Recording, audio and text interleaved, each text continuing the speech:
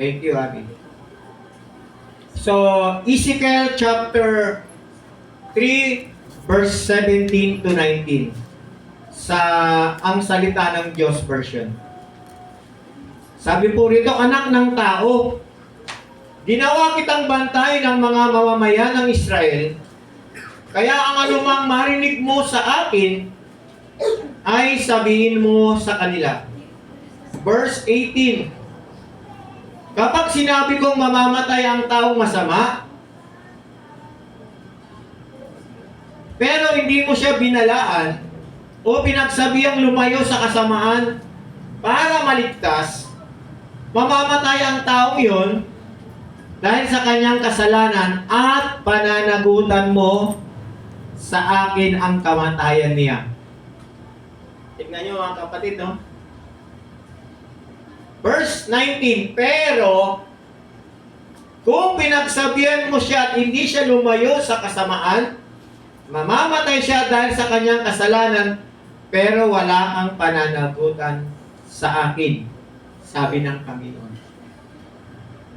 Mga kapatid, ito yung sinasabi natin na magkaroon tayo ng concern sa ating kapwa. Lalo na kung nakikita natin yung mga mahal natin sa buhay, lalo yung meron tayong personal connection. Yung mga relatives natin, yung kaibigan natin, classmate natin, katrabaho natin, kasamahan natin, kapitbahay natin, kung ano mang klaseng kapit, kapamilya, kung ano man dyan, kapuso. Meron tayong pananagutan, isipin natin ito mga kapatid. Sa tagal-tagal halimbawa na magkasama kayo ng kaibigan mo, at hindi mo nasabi sa kanya, siya ay gumagawa ng hindi maganda pero hindi mo siya napagsabihan, samantalang ikaw ay mananampalataya. Pag namatay yung taong yung may pananagutan ka sa Diyos, hindi na sabi ito malinaw? Tama? Ang linaw-linaw, basahin niyo dyan, no? Ibig sabihin, hindi siya sinabihan, kaibigan, o ano man tawag mo sa kanya, pangyo, ano mo at tigil mo yung mga ginagawa mo kasi hindi yan maganda. Lahat tayo ay haharap sa hukuman ng Diyos. Mananagot tayo sa Kanya. So napakaganda na pagsabihan natin, no, mga kapatid? Huwag tayong mahiya magsabi sa tamang paraan, sa tamang pananalita. Kumbaga, hindi naman sila, ano ba tawag dito? Dinidisiplina, ipinapaalala lang natin sa kanila na meron tayong pananagutan kapag tayo'y pumanaw sa mundong ito, haharap tayo sa hukuman ng Diyos. Eh, ang sabi po dyan, no? Pag hindi nyo sila sinabihan, hindi natin sila sinabihan, meron tayong pananagutan sa ating Panginoon. Binibigyan din nito ang pagtatama sa sariling kilos, pagbabala sa iba, at ang resulta ng ating mga salita sa araw ng pag-uukom. Ito yung ating teksto po. 1 Peter chapter 4 verse 1 to 8. So bago ko po basahin yan, welcome sa mga first timer. Actually, mga friend nyo ba si Felipe? Oh. Kung sino nakakilala sa inyo kay Felipe, kilala mo? Si Felipe po ay noong kasama nila yung mga mining engineer na nag-board dito. Kasabay nila nag-aral ng mining engineer. Okay lang sa inyo na, sabihin ko ng kasi kung naman kayo, wala namang masama, no? Isa siyang mamanwa, si Felipe. Nag-aral ng mining engineer, hindi niya yata yun tinapos. Ang alam ko, kumuha siya ng cream. Hindi niyo, may asawa na pala siya. Sila yung mga kaibigan niya, taga-Gika. So, pinapunta sila. Ito, mag-attend ka doon sa ICLC. So, welcome kayo dito sa gawain ng Panginoon. Palakpakan natin ang ating Panginoon. So, yun po. Si Brad at saka si ate. Welcome back ulit. Doon din sa kamag-anak ni Kamag-anak niyo sila, no? Auntie.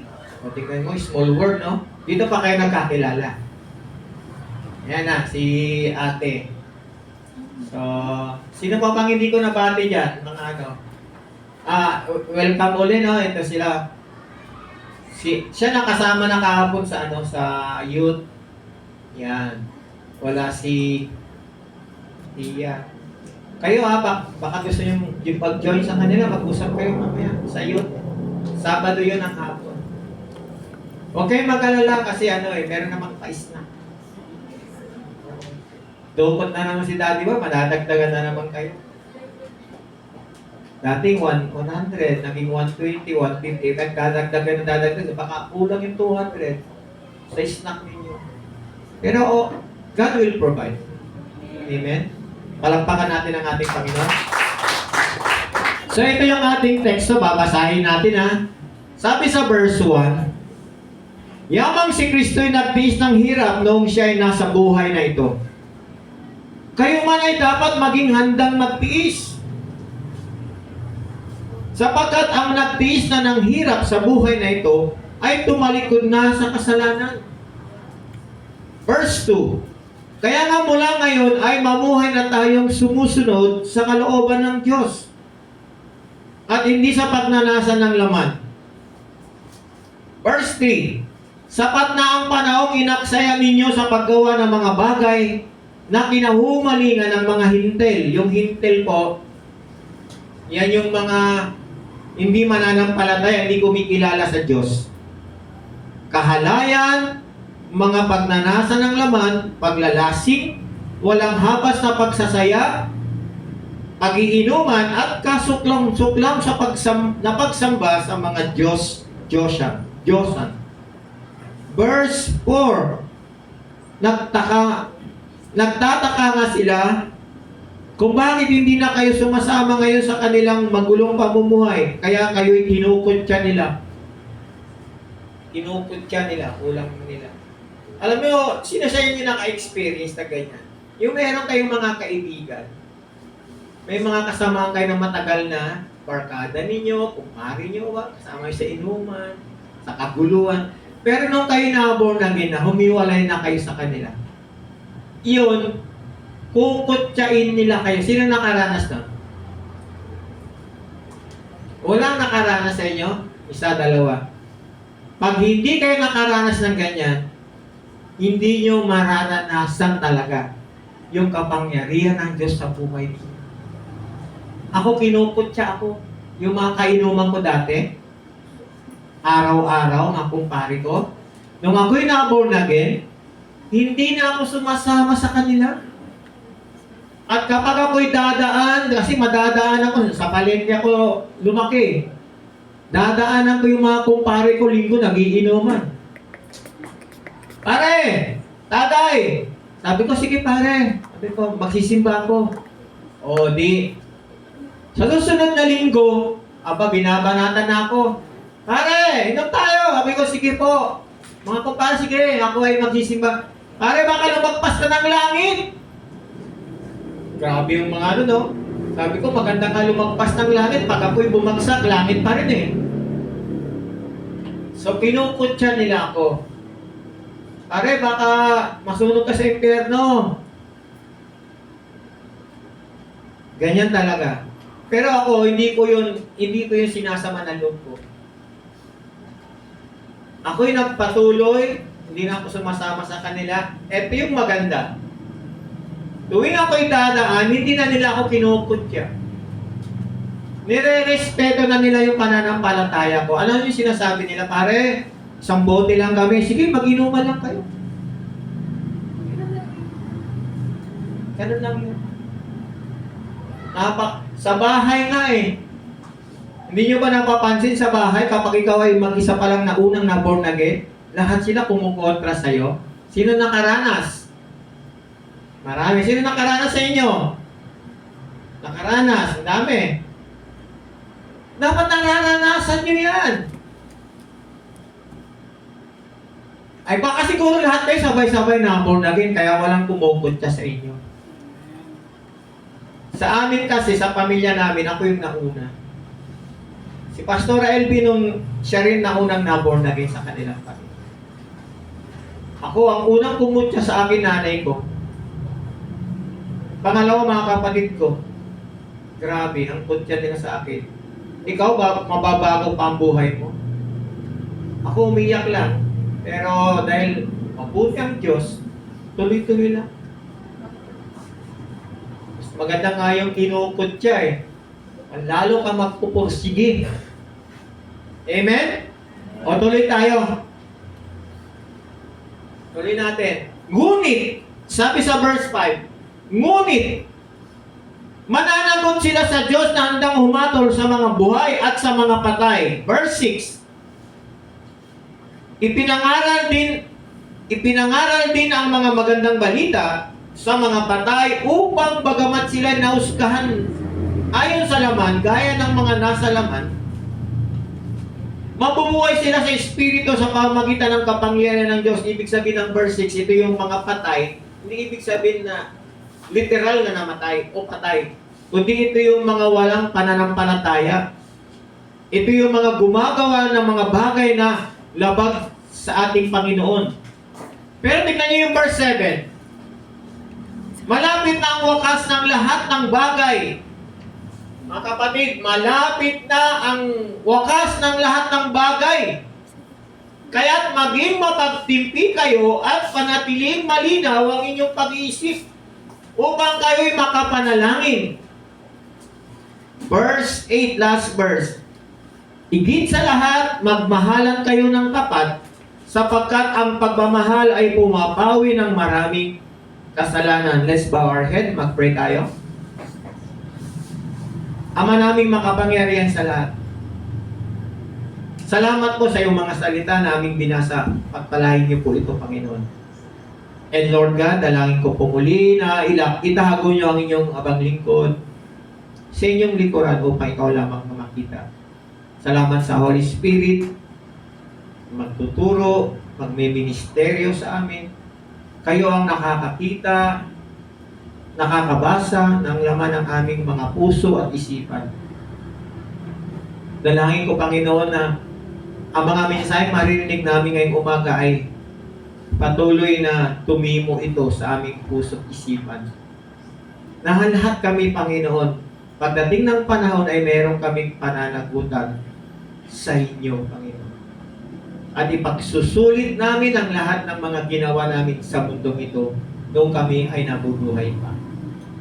Salamat po, Diyos, sa pangalan ni Jesus. Amen. Sabi sa ibang translation, most important of all, continue to show deep love for each other. For love covers a multitude of sins. So, napakaganda, no? Na magmahalan daw tayo ng tapat, mga kapatid. Hindi nyo ba nararamdaman na kaya ko sinishare sa inyo to? Mahal ko ang bawat isa sa inyo. Ang tanong, mahal niyo ba si Pastor? Ay, mahina na naman. Hindi daw ako makikipag-usap. Mahal mo ba si Pastor? Mahal, lumakas.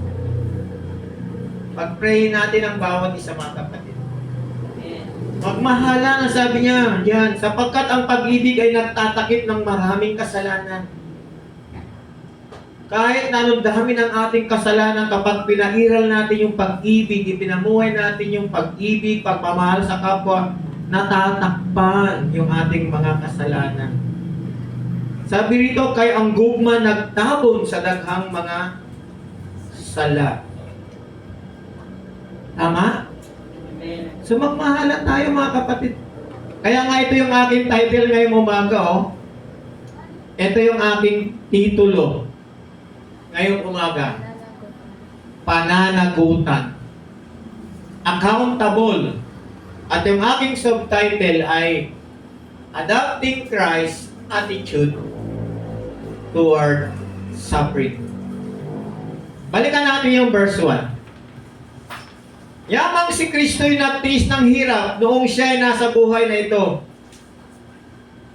Kayo man, sabi ni Pedro, kayo man ay dapat maging handang magtiis Yung iba hindi makapagtiis. Nagmamadali. Yung iba, konting mga problema, hindi makapagtiis sa buhay. Sa buhay nila. Yung pagtitiis, dito nasasanay, dito nauhubog yung ating pagkatao. Kapag marunong tayong magtiis, lalo na yung hirap. Yung iba ayaw maghirap eh. Gusto mayaman eh. Kaya nga nagkakamal sila ng salapi. Yung ating nasa gobyerno, grabe mga corruption. Sana yung mga kinukuha nilang pera eh, ginagamit sa mga tao. Alam niyo sa totoo lang, ang yaman-yaman ng ating bansa. Hindi tayo mahirap.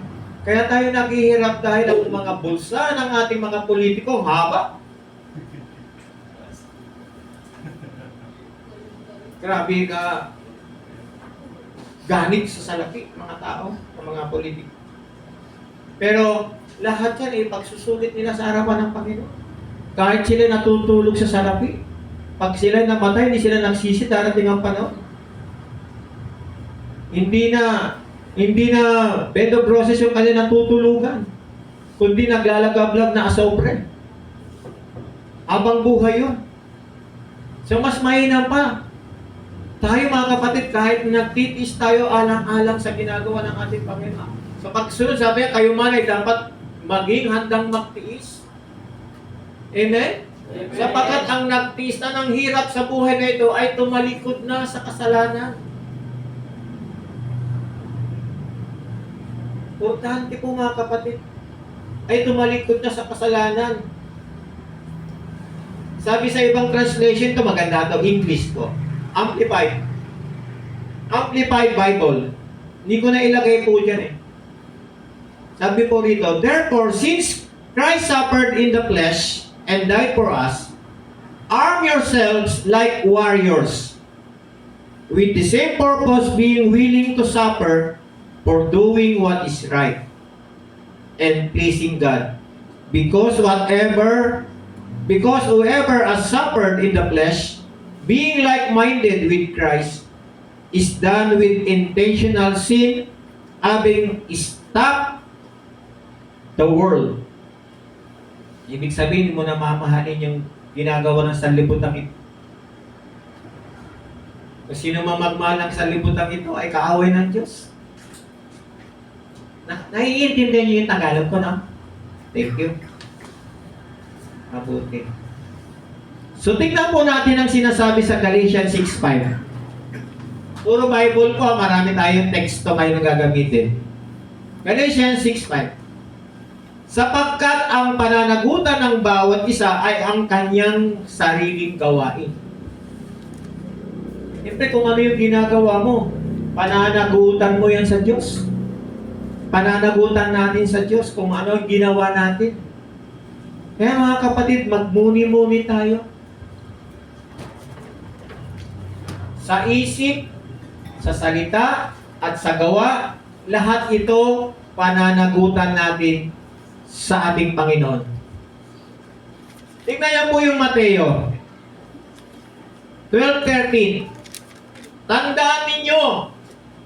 Kaya nga tingnan niyo, araw, malaki, capital A, paghuhukom, capital P. Ang Panginoon niya.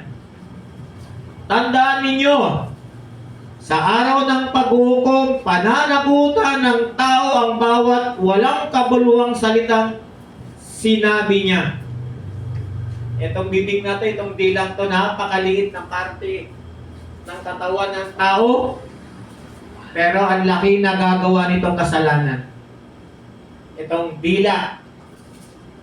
Pananagutan, ang sabi rito, pananagutan ng tao ang bawat walang kabuluhang sinalitang sinabi niya. Yung pagsisinungaling, yung paninira sa kapwa, yung pag-aalipusta niya sa kanyang kapwa. Tandaan natin, pananagutan natin yan sa harapan ng Diyos. Mga kapatid, i-bless niyo yung tao kaysa isumpa niyo siya. I-bless niyo yung tao kaysa pagsabihan niyo siya ng hindi maganda sa ibang tao. Hello? Hindi naman bumabagsak yung taong yun eh. Dahil sa kanyang ginawa, hindi. Dahil merong mga taong nagsasalita sa ibang tao, kaya yung tao nagda-down. Tandaan nyo, hindi trabaho ng mga mananampalataya ang magsalita ng hindi maganda sa kanyang kapwa. Tandaan yan, lalong-lalo na ang pagsisinungaling. Iwala kayo. 12:13, Pastor. Ano ba meron dyan, kuya? Sa 12:13? Unyag inda niyang tao, ito yun ang yung... Sorry kuya. 12:36, sorry. Sorry, 12:36 dito sa akin. Pakitingin ko yan kung tama. Pasensya na, tayo ay madaling araw nung ginawa ko. 12:36, pakitingin ko yan. Sama. Kaya ko ka mga sa pagkukum, ang matag ko sa... Thank you kuya sa pag-correction. 12:36 po yun. Salamat. So mag-ingat po tayo sa bawat ginagawa natin sa isip, sa salita at sa gawa. Dapat magkaroon tayo ng ganitong pananaw bilang mga mananampalataya. Yan. Fear God and keep His commandment, for this is the whole duty of man. King James Version. Yan. Sa Tagalog ganito sabi, matakot ka sa Diyos at sundin mo ang kanyang mga utos sapagkat ito ang buong katungkulan ng tao. Yung magkaroon tayo ng takot at sundin natin ang kanyang mga utos. Tinuturuan tayo ng Ecclesiastes, ng mga ngaral dahil aharap tayo sa hukuman ng Diyos.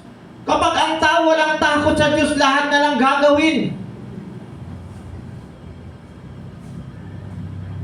Pag wala na yung takot sa puso niya sa Panginoon, lahat gagawin niya. Aharap tayo sa hukuman ng Panginoon.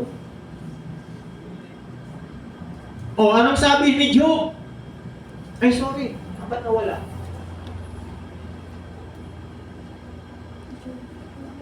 Anong sabi sa awit, mga awit, 111 verse 10? Ang pagkatakot sa Panginoon ay pasimula ng karunungan. Iyon ang maganda. Ang lahat na nagsisigawan nito ay may mabuting kaunawaan. Ibig sabihin, ang pagkatakot sa Panginoon ay pasimula ng karunungan. The fear of the Lord is the beginning of wisdom. The fear of the Lord is a foundation of wisdom.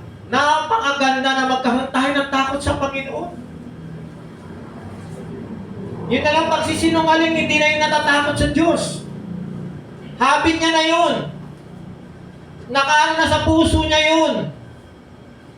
Ang hirap talaga. Alam niyo ba yung magsinungaling ka lang, hindi ka ba kinukumbik ng Holy Spirit? Sino nakakaramdam sa inyo?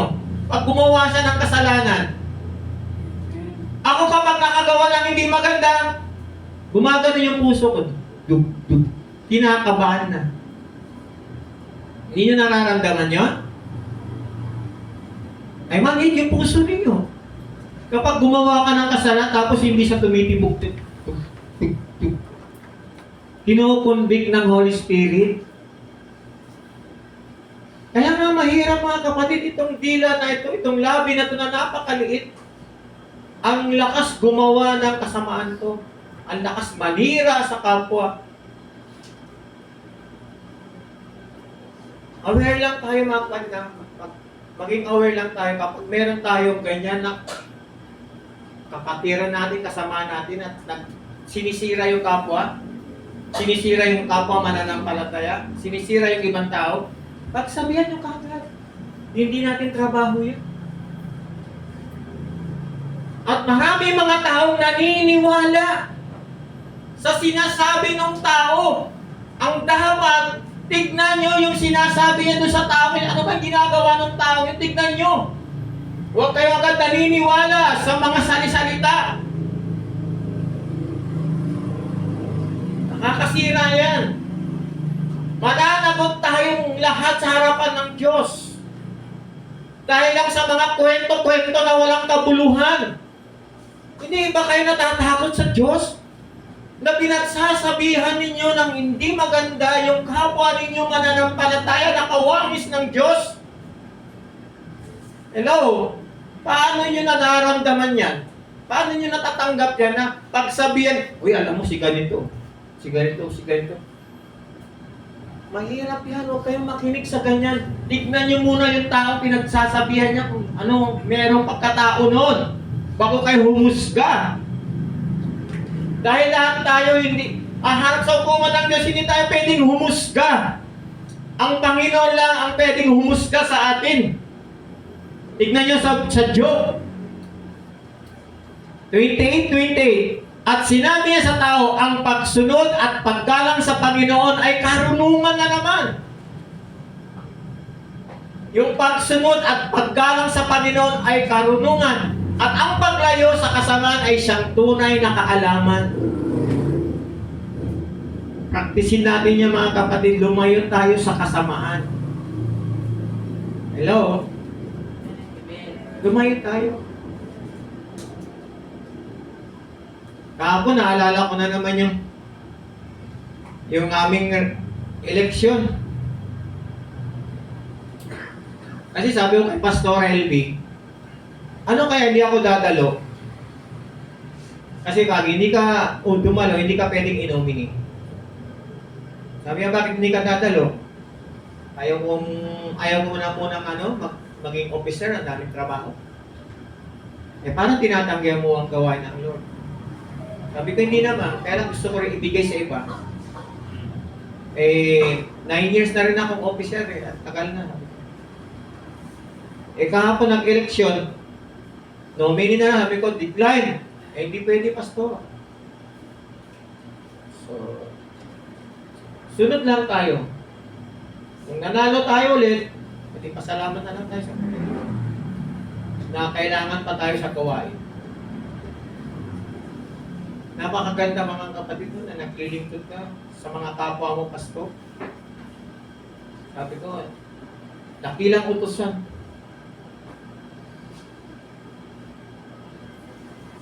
We have the right to resist God or to receive God. Tignan niyo po sa mga ngaral. 12:14, sapagkat ahatulan tayo ng Diyos ayon sa lahat ng ating ginagawa, mabuti man o masama, hayag man o lihim. Hello? Hayag man o lihim, akala ninyo sikreto yung ginagawa ninyo, walang sikreto sa Panginoon. Sa ibang translation, lahat ng gawin natin, hayag man o lihim, mabuti man o masama, ay pagsusulit natin sa Diyos. Hukman sa Diyos ang tanan tangbuhat, bisa ng atong gibuhat sa dago, maayo man kini o daotan. Mga kapatid, wala tayong maitatago sa Panginoon. Pagsisihan natin lahat ng mga ginagawa natin, akala natin na itatago natin, wala. Lahat i-expose ng Lord yan. Lahat. Wala tayong maitatago, maniwala kayo. Pero, kapag ang mga bagay na ginawa natin ay pinagsisiyan na natin sa harapan ng Diyos, lumayo na tayo sa kasamahan, katatawarin tayo ng Panginoon. Babagog ng Lord yung ating puso. Hello, mga kapatid. Ito na yung nararapat na panahon na i-align natin ang ating buhay sa Diyos. I-align. Baka naliligaw na tayo. Ito na yung tamang panahon para ipaayos natin yung buhay natin na walang kakwenta-kwenta sa paningin ng Diyos. Ayusan na ng buhay, mga kapatid. Sabi nga, the end of the world is coming soon. Sabi nga sa verse 7, ang ating teksto, malapit na ang wakas ng lahat ng bagay.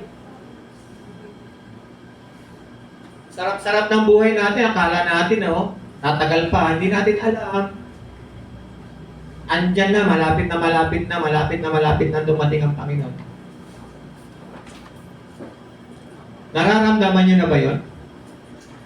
O hindi pa talaga kayo ready? Mas maganda nga kung dumating na nga ang Panginoon na tayo ay nag-aapoy, at least madala tayo ng Lord.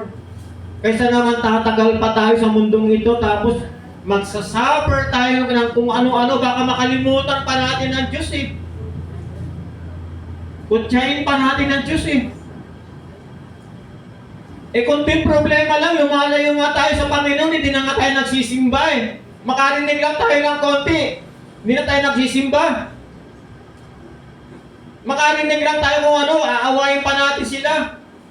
Yung pa kaya pag dumating ang panahon, sabi ng Bible, magulo na ang panahon. Darating ang panahon na magulo na. At ang tao ay manlalamig na sa Diyos. Ayusan na ng buhay, mga kapatid.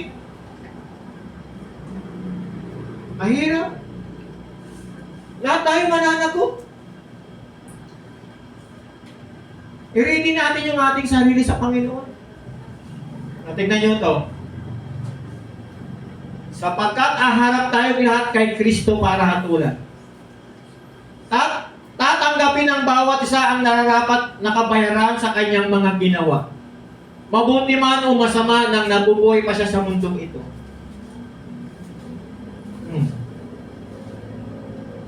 Tayo, makakaharap tayo, pwedeng maloko kayo. Papakita ko sa inyo, okay ako. Mabait ako sa inyo. Pero pala yung puso ko, alam ng Lord, ang dami palang galit yan. Sino sa inyo yung nabubuhay ng ganyan?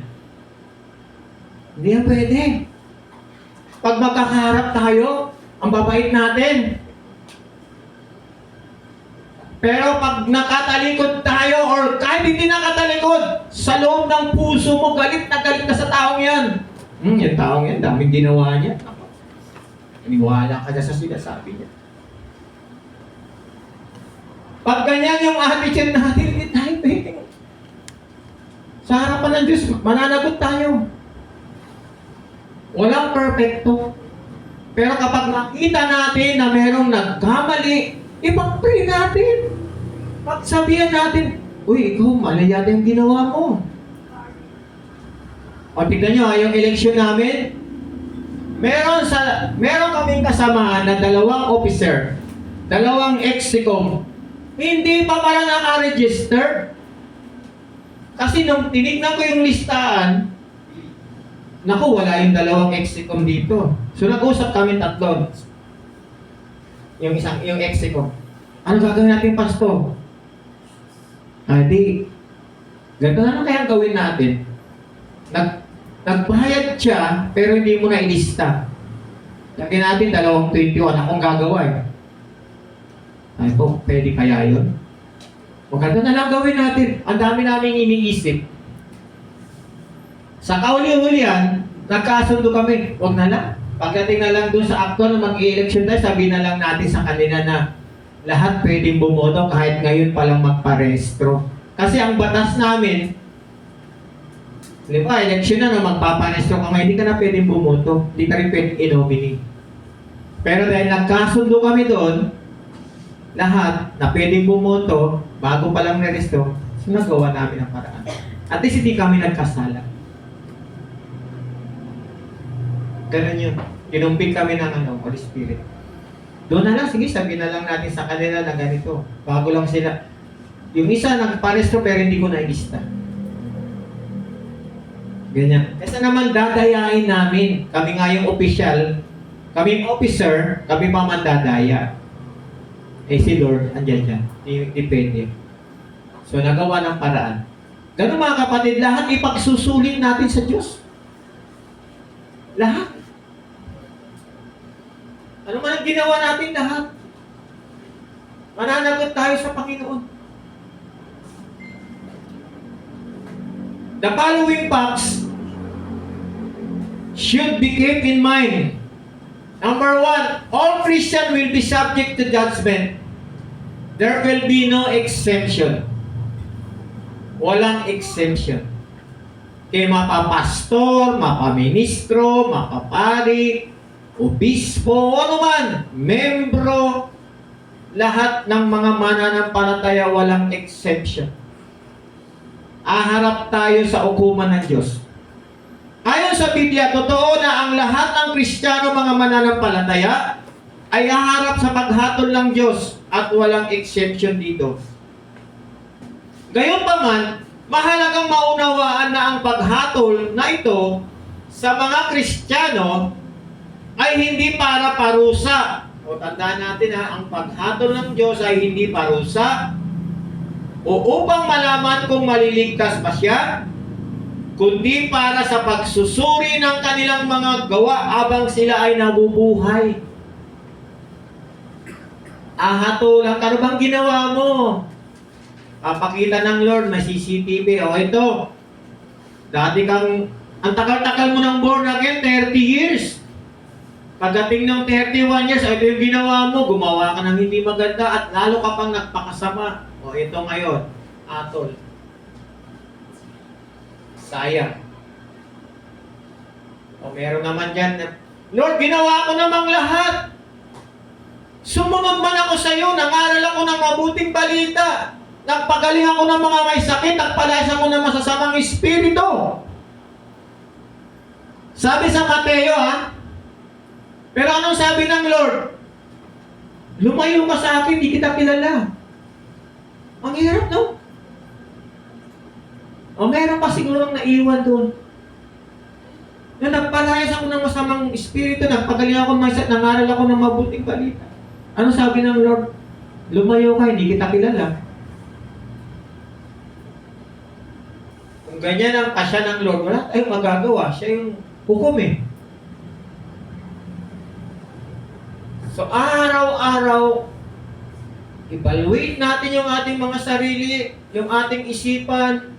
Lagi tayong humingi ng sorry sa Lord sa gabi. Lord, patawarin mo ko intentionally or not intentionally. Humingi ako ng tawad, Panginoon. Sa isip, sa salita, at sa gawa. Minsan nakakapag-isip tayo ng hindi maganda sa kapwa. Minsan nakakapag-isip tayo ng masama. At sa gawa, sabihan mo yung mga bata, pag tinaas, lalo pang tinataas, Pero meron bago ngayon, di ba, no? Meron bago ngayon. Ano yung bago ngayon? Hawak mo ang faith, di ba? Tama? Yun ang bago ngayon na kanta ng mga born again. Hawak mo ang faith. So, ginagaya pa nung yung worldly. Ang sabi rito mga kapatid, sa Romans 12, 14. Baka mamali ako. 14:12.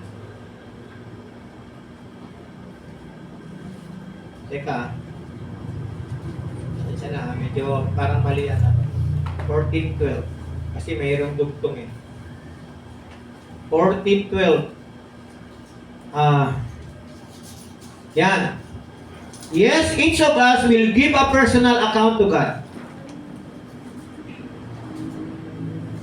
Kaya lahat tayo mananagot sa Diyos sa lahat ng ating mga ginagawa. Yan, kinukuha ko lahat yung mga text. Mananagot tayo sa ating Panginoon. Ang lahat ng ginagawa natin ay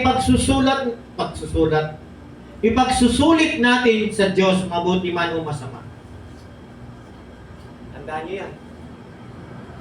Aharap tayo sa hukuman ng Diyos. Number 2, this judgment will occur when Christ return for His church. Gagawin ng Lord yan. Babalik siya at kukunin tayo. Yun ang maganda doon. Kukunin tayo ng Panginoon kung saan siya naroon. And if I go and prepare a place for you, I will come back and take you to be with me, that you also may be where I am. Tignan nyo? Ang ganda ng sinabi ng Lord, ipaghahanda ko kayo kung saan ako pupunta. At kung saan ako naroon, ay naroon din kayo. Yun ang maganda doon. Ready na natin yung ating mga sarili. Dadalhin tayo ng Lord kung saan siya naroon. Amen? Sinong gusto nang isama ni Lord? Amen. Talaga? O sige, mamaya, sasama na tayo ni Lord, ha? Hindi ba? Sama na tayo. Pag sinabi ng Lord, sama ko na kayo, sama na tayong lahat. Mahirap na mga kapatid. Ano, kapag naroon ako at naipaghanda na kayo ng lugar, anong sabi ng Lord? Isipin mo. Babalik ako at isasama kayo upang kung saan ako na ay naroon din kayo. Ang galing ni Lord, no? Sarap, no? Wala nang luha, wala nang paghihirap, hindi ka na magpupuyat, hindi ka na magugutom, wala nang babayarang bill. Kasi yung iba, lagi na, awak ko ang bill. Kung ano naman kinakanta, no? Number 3.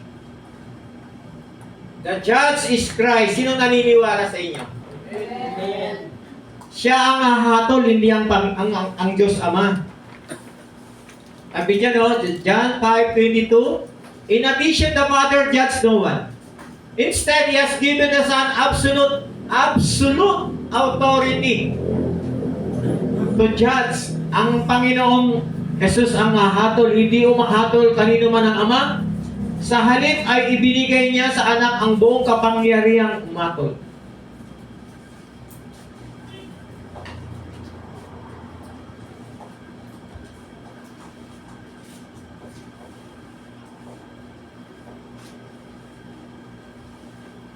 Ahatulan tayo ng Lord. Number 4. Everything will be manifest to be revealed openly or publicly. Lahat ay mahayag. Everything will be revealed or manifest. Ang lahat na nakatago ay mabubunyag. Every hidden will be disclosed or uncovered. Ang lahat ay ilalabas sa liwanag. Everything will be brought into light. Ano yon? Yung ating secret acts. Yan ang ilalabas. Our character. Ano pa? Our words. I-reveal yan ng Panginoon. Ano pa yung i-reveal ng Lord sa atin? Our deeds. Our attitude. Our motives. Dami. Our lack of love. At lalong-lalo na ito, our work and ministry. Ipagsusulit natin sa harapan ng Diyos yan, lalo na yung mga may ministry sa Panginoon. Yung may hinahawakan na gawain sa Panginoon. Haharap tayo sa hukuman ng Diyos. Alikana! Ano yung ministry mo? Eto. Tingnan mo to, CCTV. O, anong ginagawa mo dyan?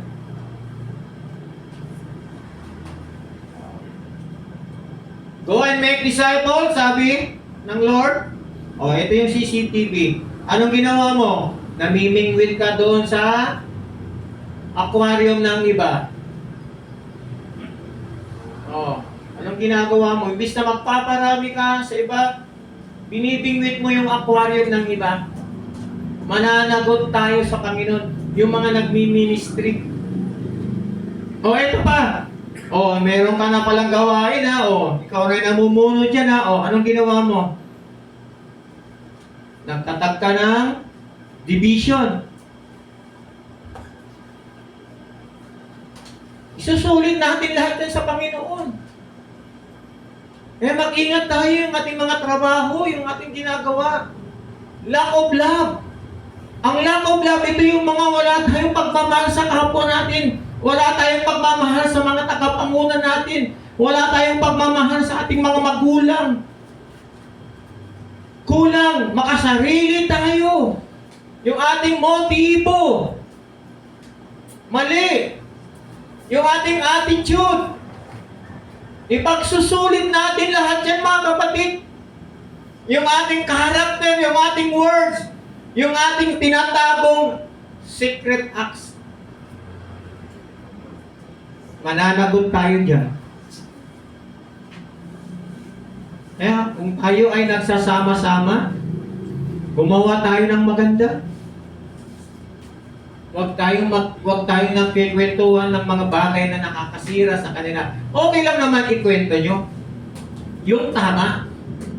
Alam mo si Kenan, ang sipag ni Kenan, talagang pinanganak.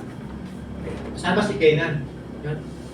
Grabe. Lahat ng mga sa worship din, tiyagaan niya talaga, grabe. Hindi na nga nag-aalmusal pa. Minsan, di pa nga di-dinner, gabi na uuwi. Andi dito, mapakape mo lang, okay na. Kaya namamayat si Kuya Kenan, pero sipag. Ganon yung mga banat ba? Pero kung sasabi, ako si Kenan, wala yan. Iba motibo niya. Wala na, sira na. Maganda namang magkwento, tama lang ang kwento. Amen? Amen. Basta pag ang pinagkikwentuhan na hindi na nakakabuti sa kapwa natin, lalo na kilala natin yung mga pinag-uusapan, ay ano nangyari dito? Pwede tayong sa kanila, huwag na natin pag-usapan. Move on na tayo. Amen? Ganun yan. O, last verse, mga kapatid. Last verse na to. Revelation 14:7. Fear God, he shouted. Give glory to Him, for the time has come when He sit as judge. Yan. Yan natin siya ng glory. Worship Him who made the heavens, the earth, and the seas, and all the spring of water. New Living Translation. Sabi rito, sinabi niya ng malakas, matakot kayo sa Diyos at luwalitin ninyo siya sapagkat dumating na ang oras ng kanyang paghatol. Sambahin niyo ang Diyos na lumikha ng langit, lupa, at dagat, at mga bukal ng tubig. Yun ang nais ng Lord, sambahin natin siya. Luwalatihin natin siya. Dahil siya yung mahatol sa atin. Give glory to God. Bless you, Lord. Bless you, Lord. Ganon, bless you, Lord. Give glory to God. Hallelujah. Yun dapat yung mga lumalabas sa bibig natin. Dahil yung ating maghuhukom, siya yung uhukom sa atin. Huwag natin ipis ang mga tao, kundi ang Panginoon ang ating itinataas lamang. Amen? Sige, tumayo po tayong lahat. Thank you, Lord.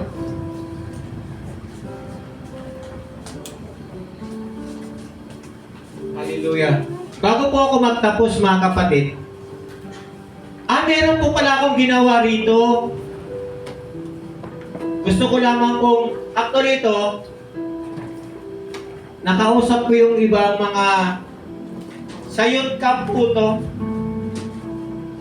nakausap ko yung iba, kasi yung iba hindi ko naman nakikita, kaya hindi kami nakakapag-usap. Yung malapit lang sa akin, kaya ito, si Abigail, si Kenan, sila yung mga malalapit din na makakasama namin. Si Micah wala rito eh. Gumawa ako ng box. Ngayon, meron pa pong 7 linggo, 19, 26, 3, 10, 17, 24, 31. Meron pa pong 7 Sunday. Ito po, kung okay lang sa inyo, humihingi ako sa inyo ng offering. Kaysa naman kukuha ko o mag-solicit ako sa iba. Kasi, sinabihan na ako sa Manila, huwag ka nang mag-solicit. Wala kang pananampalataya, pero pwede mong gawin sa church. Yung mga hindi pupunta ng camp, pwede silang tumulong. Hello? Kaya ako ginagawa to, tsaka si Pastora, kaya namin.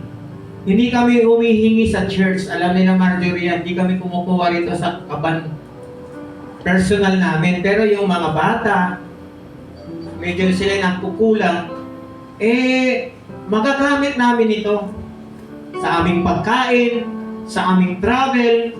Marami kaming travel. Surigao, Butuan, Surigao. Airport, Cubao Airport. Cubao, Laguna, Cubao. Ang dami, tapos yung pagkain namin. Pero, nagpapasalamat kami sa Panginoon. Baka may mag-sponsor ng pagkain namin sa Manila. Pero yung pagpunta namin sa mga mall, ay sasagutin ko yun sa kanila. Yung pag sakay namin ng mga train, ng mga jeep, sasagutin ko yun. Pero yung ibang expenses, hindi ko kakayanin. Kaya nga ako'y lumalapit sa inyo kung gusto nyo mag-offering, siksik lang niyo dito. Kukuha tayo ng offering hanggang May 31. Kasi sa 7, hindi na tayo kukuha. Family day natin yun. At June 8 kami ay babiyahin na. Kung okay lang sa inyo mga kapatid. Amen. Okay lang sa inyo? Okay ra. Ito yung sinasabi na God will provide. At saka yung unity, nagtutulungan tayo. Para sa mga bata. Amen?